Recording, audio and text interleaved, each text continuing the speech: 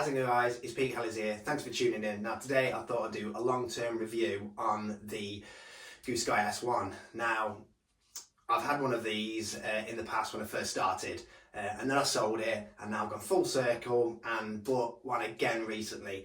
Now to see why I did this, keep on watching, and also to see if this is suitable for beginners. It might not be as clear as you think.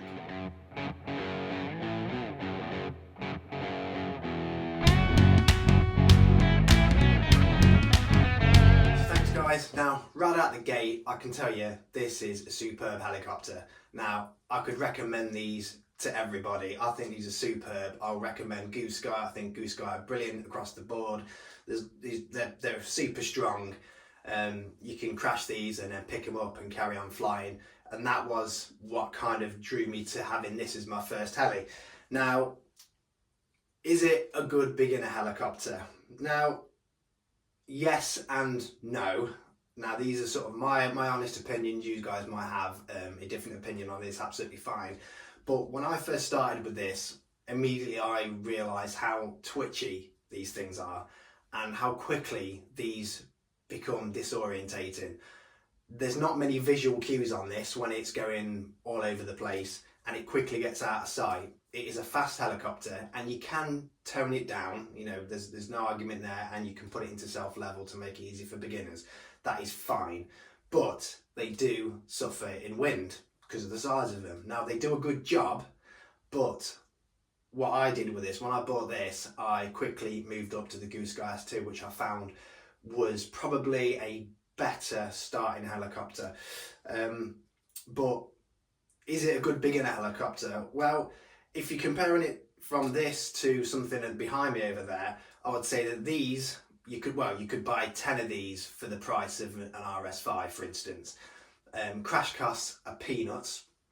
You put them in the ground, you know, if you're lucky you can pick it back up and fly it again. You know, they are strong, burly bits of kit, but I would argue these are harder to fly, and there's a few reasons for this. One of them is, again, like I say, there's less to see, so you quickly get out of orientation. Also, they're susceptible to wind, so they'll blow around all over the place, and they are very fast and very twitchy, and they will buffer themselves out. They don't behave, arguably, they don't behave like a bigger helicopter.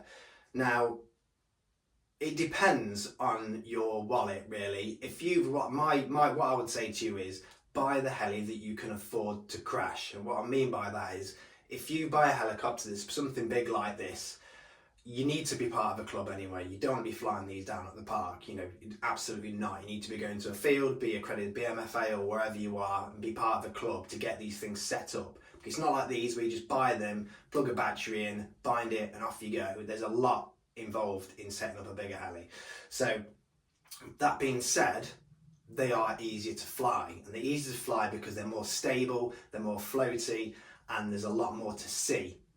So you know, is it a good beginner helicopter? Yes, it is, because it's cheap to repair, but they're twitchy and they're harder to actually fly them. So they're kind of, you know, you got to weigh it up, really. I mean, if I was going to have a beginner helicopter again, I'd probably go for the S2.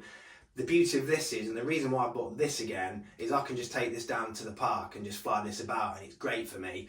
It saves me going to the field if the weather's bad or the field's boggy and I can't get out there. So I'll just charge this up, put it in my rucksack, and off I go down to the field and just have a fly a few packs. And it's perfect for that. But what I have found is that when I first started, I found it quite twitchy.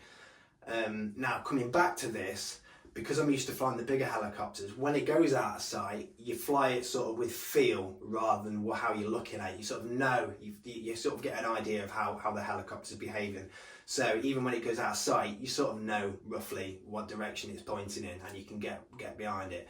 So, but if you're going to start out one of these, you'll have a ton of fun, ton of crashes, you'll have a great time, but as part of the Goosky S1, I think this is an invaluable bit of kit. I think for the size of it, you can even fly it in the house and admit just hover about and stuff. And you can fly at the park, and it's not really going to cause too much dramas. I mean, I've hit throttle hold from quite high up and it will just land on the grass and I can pick it back up and fly it again. These are great. Now I fly on a Spectrum NX8 Plus and I've got a little DSMX sat in here, so I fly it like that. There's many other radios you can bind this to. But I would recommend the Goosky S1 to anybody really, but it's just an honest review and seeing if it's right for you, because it might be that you might want to get a bigger helicopter to start with and you've got a club and you know you can fly with your mates or whatever, and it might be better for that than starting with something as nippy as this. Or if you just want to go and have a bit of a park fly and want to have a bit of a challenge, fly one of these guys. But yeah, superb helicopters guys. Recommend the Goosky S1. Fabulous machine. Thanks again.